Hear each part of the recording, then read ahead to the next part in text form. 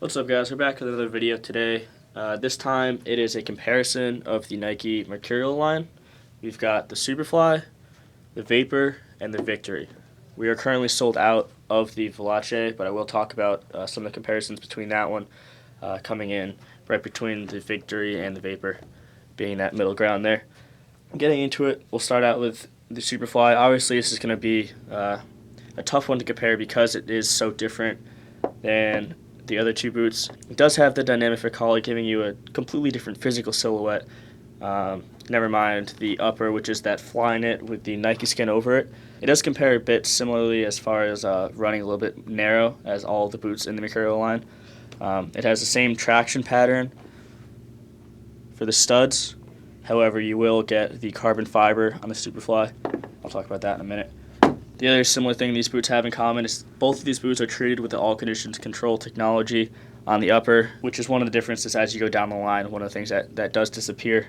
Another similarity that there is they both have the tongueless upper, the one-piece seamless fit. However, the Vapor is the Taijing microfiber synthetic leather compared to the, as I mentioned before, Flyknit with the Nike skin coating.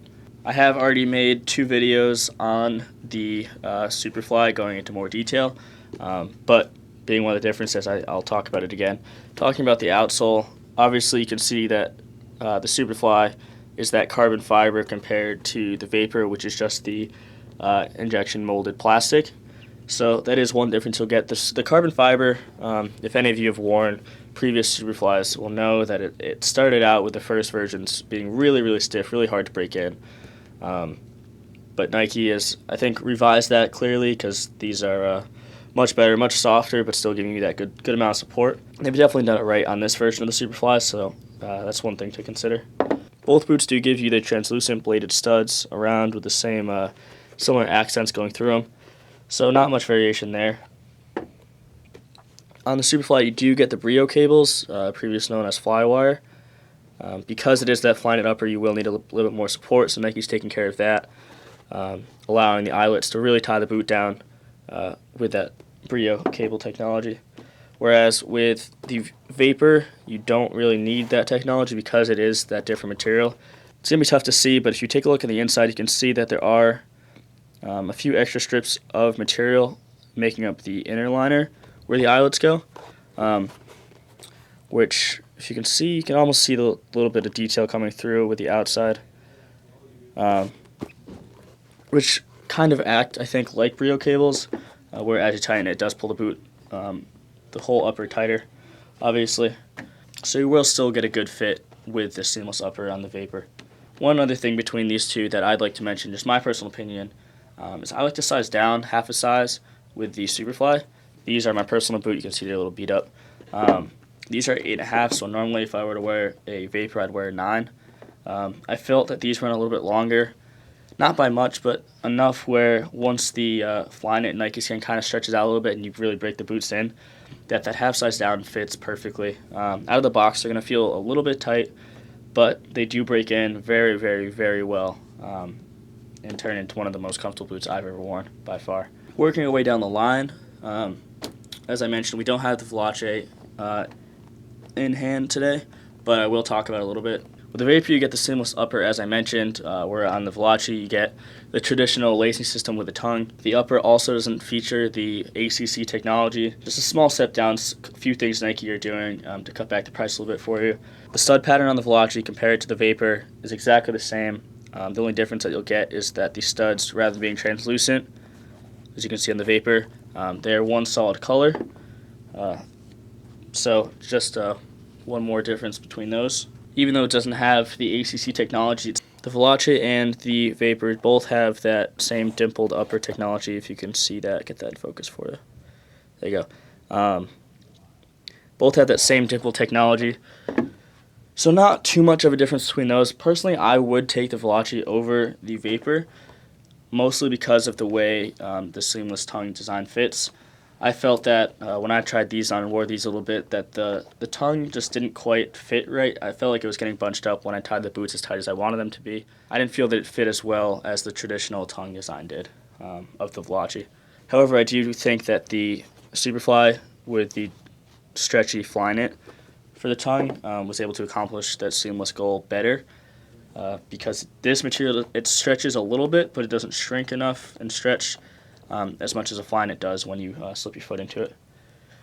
Moving down to the last boot, the Victory, coming in at $80 compared to the $200 and the $275. The Victory is when you really start to see more differences. The upper is the trophy synthetic rather than teaching microfiber synthetic. It's a bit thicker. You're not going to get as soft of a touch, as good of a touch on the ball with this. It has, as with the Veloci, the traditional tongue lacing. It doesn't have that heat sealed stitching on the back compared to the Vapor and the Veloci. You can see the stitching there. The outsole, you can see is comparing it to the Vapor. You don't have that V shape in the middle as a support. Same essential stud pattern, but the studs in this one are a bit shorter. They're not as sharp. You do have that solid color making up the bottom. One other thing to note is you don't have the perforated insole that you do on the other boots. This boot does come in at $80. For most of you, that's a pretty good chunk of money. Obviously, not quite as much as the $200 and $275 boots that we have, but I do think you can get a bit more bang for your buck if you search around the sales a little bit. You'll be able to find previous colorways of this boot, other boots on sale that'll come in this close to the same range, but you'll get a lot more bang for your buck. I know at East Coast Soccer Shop we do offer Mercurial Vapor 10 in that first colorway with the yellow and orange. We offer that for $110, being only $30 more than this boot. I don't think you can go wrong. If you can afford that extra little bit of money, you will get a much better performance. The upper on this is much better. It's much softer, much thinner, and you'll just get a better feel on the ball with this boot compared to this one. The Vapor is far lighter than the Victory, and I think if you can afford the extra $30, it's worth it to bump up. Again, I'm trying to give you guys honest reviews on these. I'm not trying to sell you on anything. It's just my personal opinion that if you're going to be in that $100 price range, you can get more bang for your buck if you just jump up just a few bucks to a boot that's on sale in a previous colorway. No matter what the colorway is, they're going to perform the same, so it doesn't matter how old it is. The most important thing is having a quality boot on your foot that performs in games when you want it to. Taking a look on feet, you are going to have a bit of a different look with the Superfly compared to the other three boots because it does have that mid-cut design. So it is tough to compare the other three.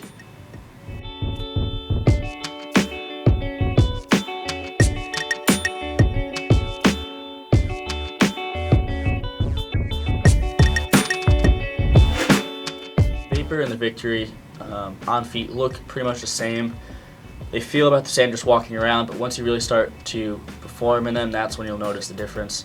The Vapor is much lighter than the Victory. Studs you feel have more traction when you're running. You have a better touch on the ball because of that tie-joint synthetic upper.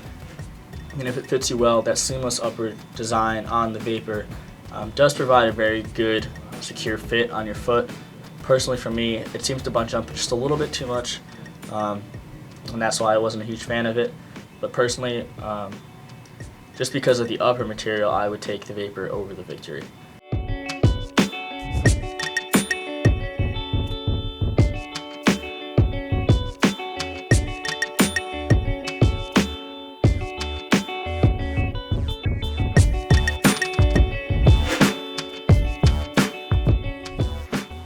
So guys, if I had to rate these boots and just how my personal picks of them would go, I would go with the Superfly first, then I would go with the Veloci just because of the way the tongue is. Then I would go the Vapor and then the Victory. Personally, as I mentioned, I wouldn't pay that money for these. And the Vapor being a great boot, it's just with that fit of the tongue, I wouldn't spend the $200 on it. I'd rather go full out with the Superflies as I have, because as I mentioned, one of the best boots I've ever worn. Extremely happy with this one. I just think it's worth it to get a boot that does fit you perfectly and that you really do enjoy. So hopefully, guys, I've gone over some of the differences that you wanted to see between these boots. If there's any questions that you have, send them down to the comments. I'll be sure to get back to you soon. Hopefully I can answer whatever you guys are wondering about. As I mentioned, we do carry both of these boots on our web shop. at eastcoastsoccershop.com, so check that out. We're still running the code LAUNCH10, so use that for 10% off your order. Take advantage of that. That's about it for today. See you guys in the next video.